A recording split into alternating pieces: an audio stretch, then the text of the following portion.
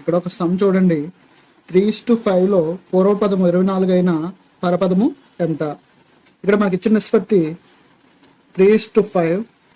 ఇందులో 3ని పూర్వపదము అని అంటాము, 5ని పరపదము అని అంటాము.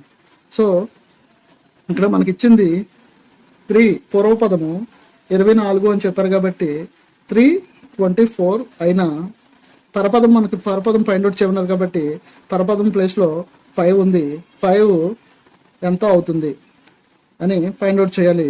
సో ఇక్కడ మనం క్రాస్ మల్టిప్లికేషన్ మెథడ్ అప్లై చేస్తే, సో ఇక్కడ x = 24 × 5/3 అవుతుంది. సో 3 8 టైమ్స్ పోతుంది. 8 5s are 40. So x = 40.